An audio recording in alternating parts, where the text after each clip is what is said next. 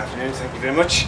The condition of the forest section, both the sensors and any visual observations from the Go Canopus and helicopters, etc., show that there's been no change in either the position or the condition of the forest section. The salvage master and some riggers went on board yesterday to check on the containers that are on deck and to make sure that the lashings were tight enough, and they retightened what was necessary. The after section again remains in the same situation it was in, no change in direction or what we can see of condition. The salvers are preparing their resources, that's their vessels, etc., and the Smith Borneo is expected to sail this afternoon to go onto the site, so that over the weekend you can position yourself into the correct position for whatever happens next in their plan. So that's out there. The sea conditions, as you can see from, this was taken yesterday afternoon when we were out there, they remain very rough, maximum wave heights around about the 5-meter mark. So obviously this makes the safety for the divers is paramount, in that divers cannot operate in those conditions, so we're waiting for that to go down. Anything else?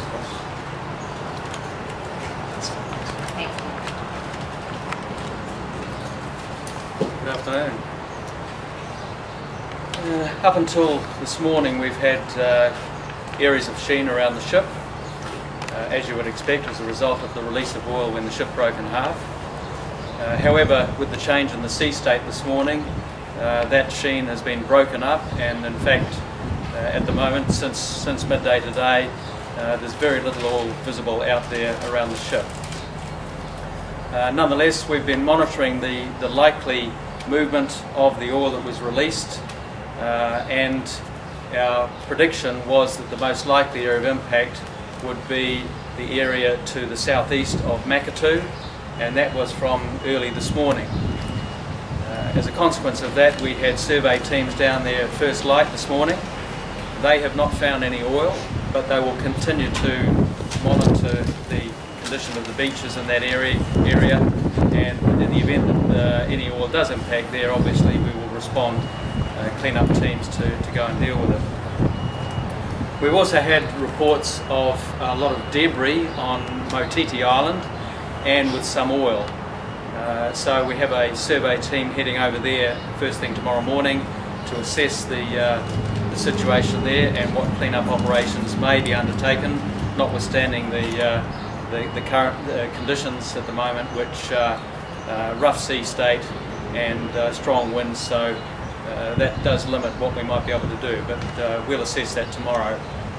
Those reports that we're receiving of debris, we pass on to Braemar Howells, and they react pretty quickly to those reports and get their people down to clean up the debris as soon as possible.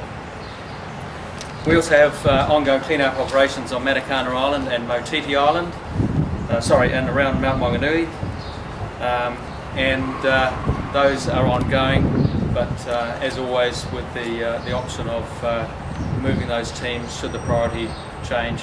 For example, if we find oil in the area to the southeast of Makatu. Thank you. Any questions?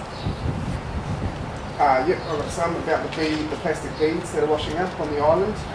What sort of threat are they to the wildlife over there?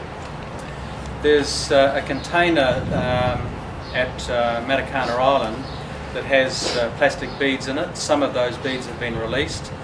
As I understand it, the bulk of the cargo is still in the container. Braemar Howells are doing the best they can to recover as many of those beads that have been released and secure the cargo that remains in that container.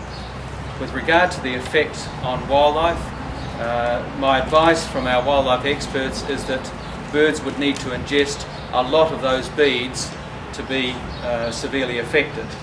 To date, we've had no reports of wildlife suffering from the ingestion of plastic beads.